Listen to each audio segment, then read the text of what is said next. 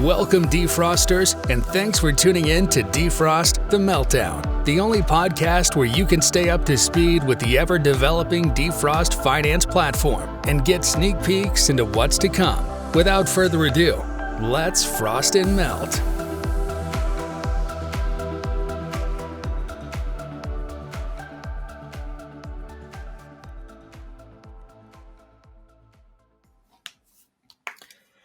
Welcome back, DeFrosters, to episode 4 of DeFrost the Meltdown. This episode, we are looking at the month of March, and we're a little bit into April. Wanted to make sure we had time to kind of get some of these newer developments out so we could talk about some of them. Back at it again are your hosts, Doran and Money Printer. Really excited to talk about what's been going on at DeFrost, what we have upcoming, et cetera, et cetera. So without further ado, how's your month been, MP? Pretty good.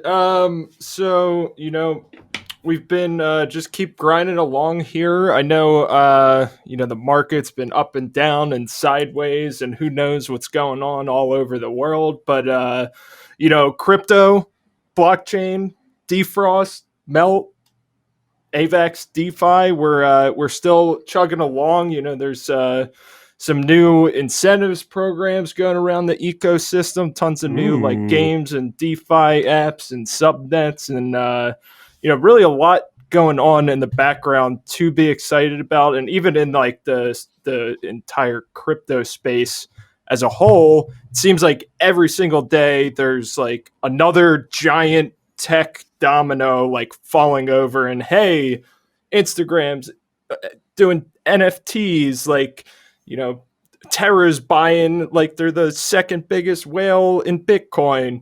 It's like every single day there's some kind of like crazy news where like in the past you would be like, oh, Bitcoin doubled in price today, and now we're like, kind of chopping around.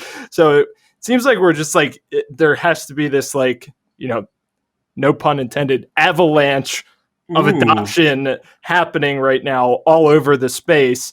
And I think it's just a matter of time until like everyone's like FOMOing in again. So let's hope for that. But no, not financial advice. Do your own research there.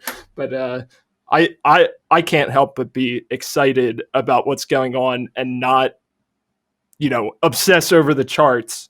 If you're obsessing over the charts, why don't you go make an impact in something that you're interested in and get involved and then help it succeed? All right, Pastor Baird. Cool down, Pastor Baird. That's my message for the day. Yeah, beautiful. I love it. Yeah, so obviously the whole world has sped up because of tech, and now tech is speeding up. Like, just like you were saying, like it seems like every day there's something new on the scene. I don't want to get into talking about a ton of products or projects, I should say. That's not really what we're here to do, but there are so many things going on. It's crazy to see. I'm in the trenches. I see all of it. Most of it, I would say. I'm just like you, dude. I go on these like benders where I am researching a project or multiple projects, and it's crazy. But without further ado, enough about all of that nonsense. Let's get right into the nitty gritty, the meat and potatoes of what we're here to talk about today. I'm going to pass it off to you at the top of the list. Hexagon, the partnership with Hexagon. You want to touch on that? Talk about that? Yeah. So since the last episode, so I don't think we had, announced that maybe until a week or two after the last episode. So breaking news, we have Hexagon Finance is coming to Avalanche. And you're probably thinking, what the heck is Hexagon Finance and why is this on the DeFrost podcast? All right. So Hexagon Finance is really going to be a one-stop shop DeFi platform on Avalanche. It is a friendly fork of Balancer, which means that the Balancer DAO on Ethereum approved this fork to be built, and there is support by that DAO. This is also supported by WanChain, because WanChain built a bridge for Balancer from Ethereum to come to Avalanche to work on, the Hexagon platform, other platforms. They may, deploy some kind of governance over here on Avalanche. And really, Hexagon, I like to say it's,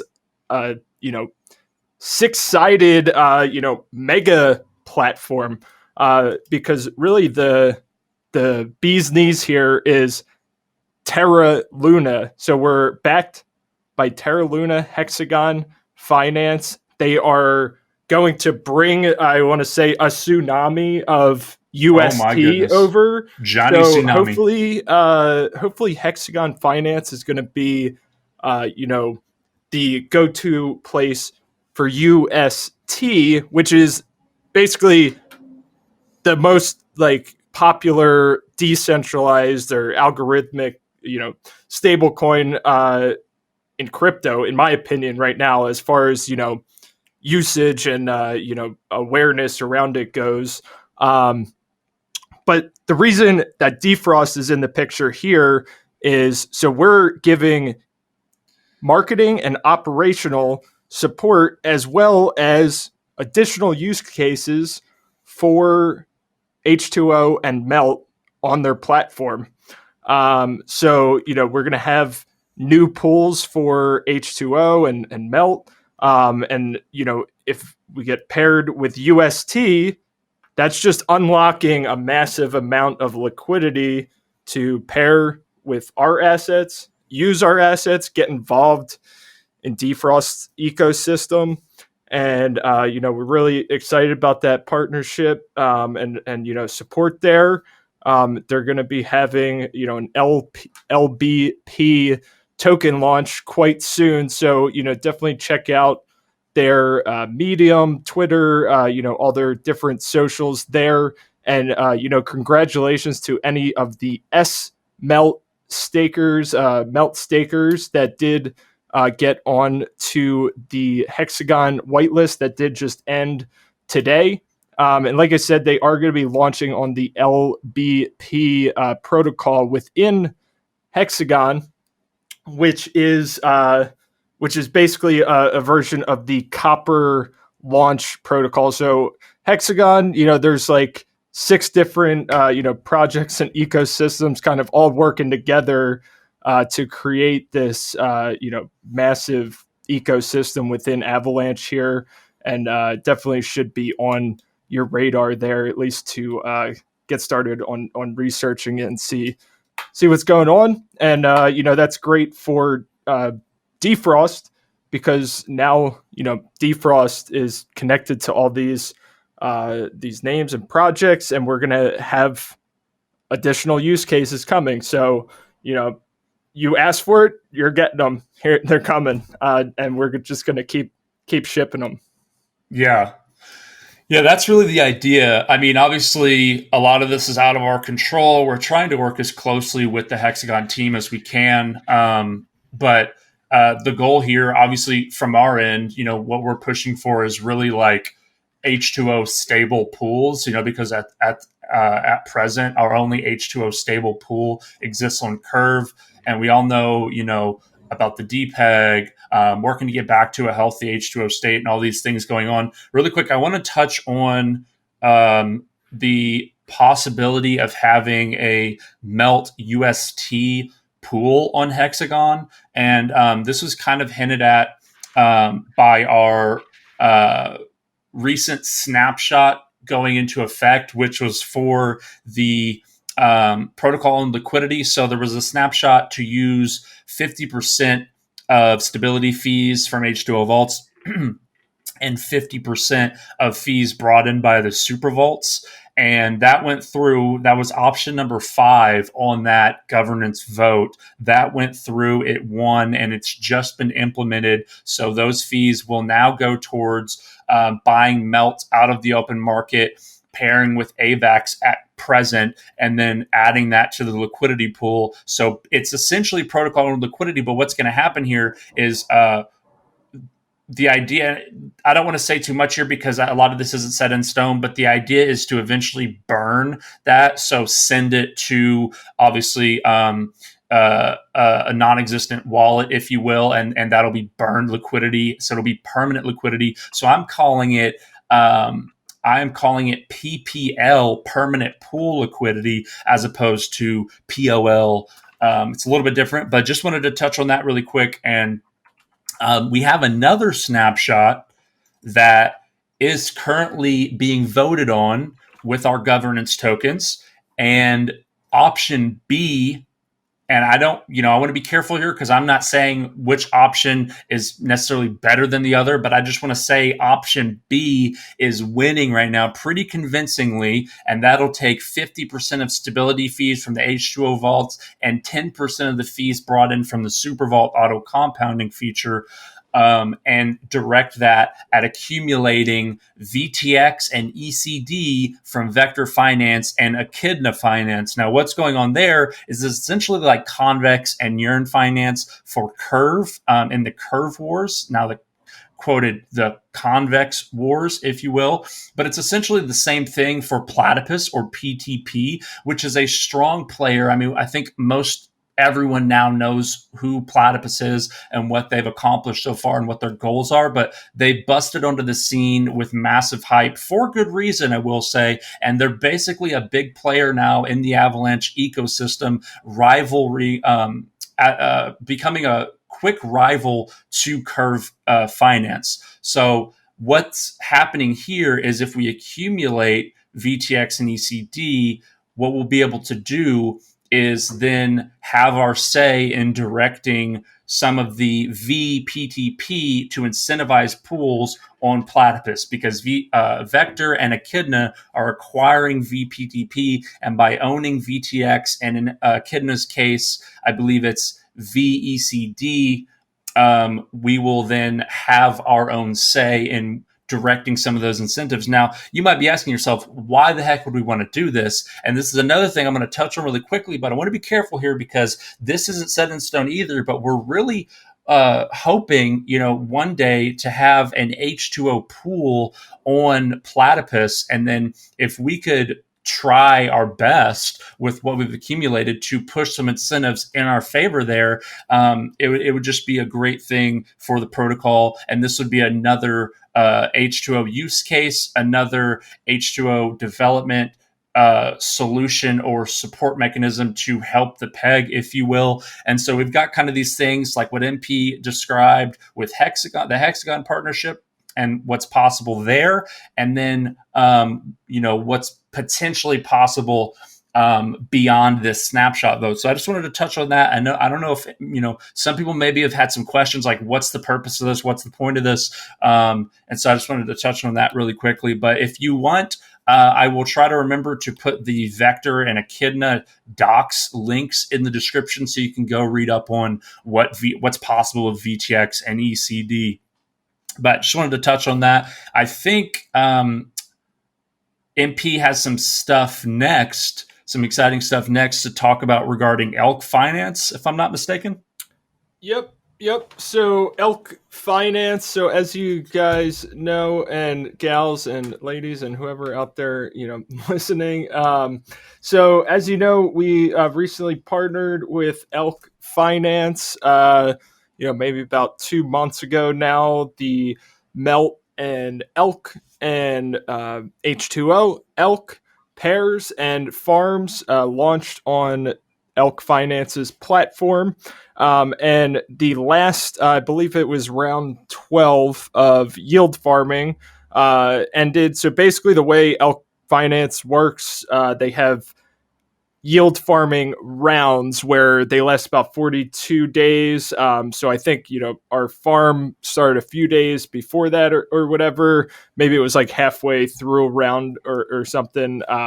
So I think we're at about a round and a half. So I think we did start midway early in like the 10th round or whatever it was.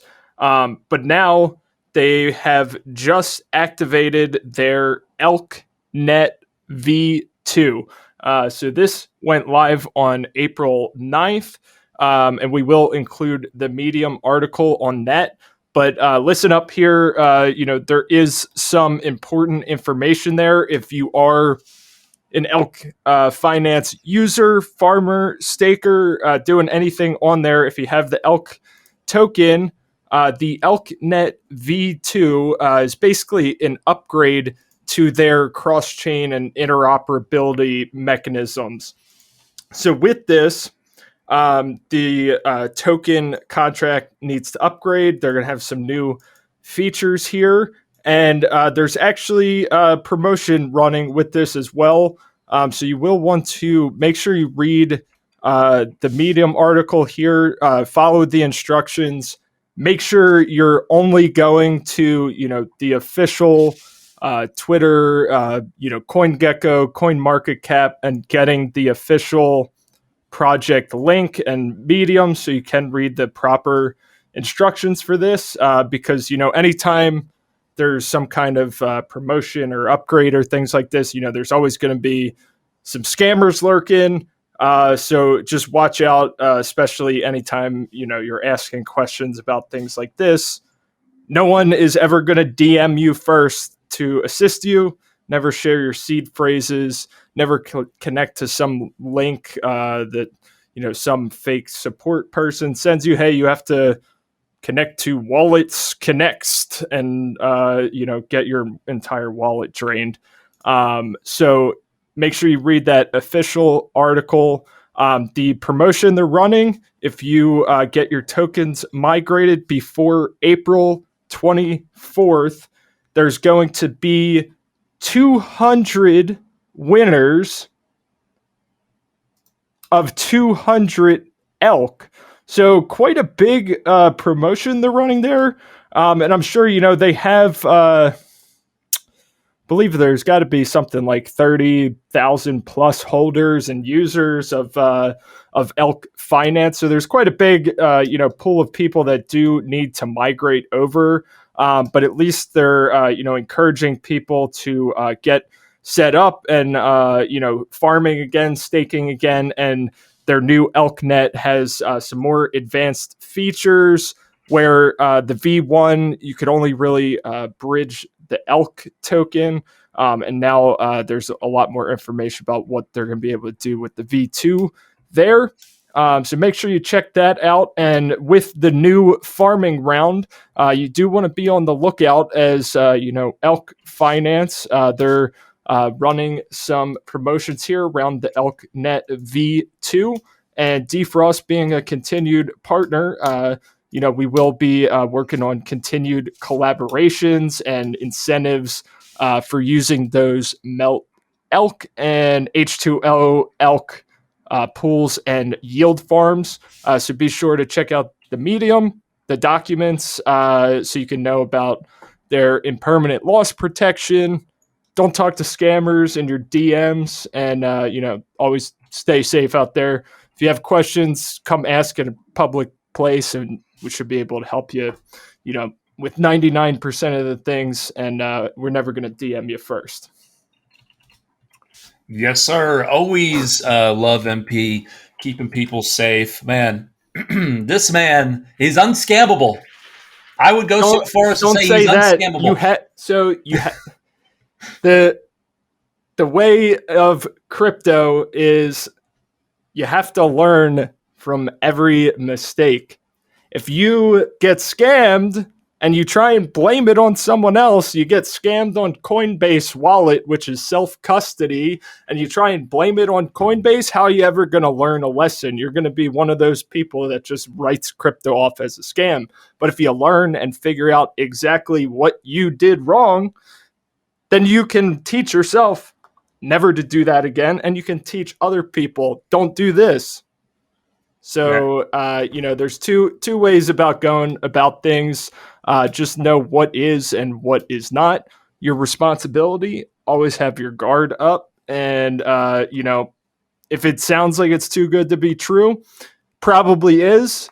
But this Elk promotion sounds pretty juicy. But you can confirm that it's on their official Medium here, official project website and everything. And you can confirm with their Telegram and Discord admins the information about that. They also won't DM you anything about it either.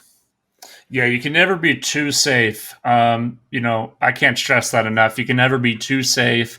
If you're not going to cut any corners anywhere in your life, I don't care if it's traditional finance or DeFi, whatever it is, like this is the place to not cut any corners. Do everything the right way. Cross your T's, dot your I's.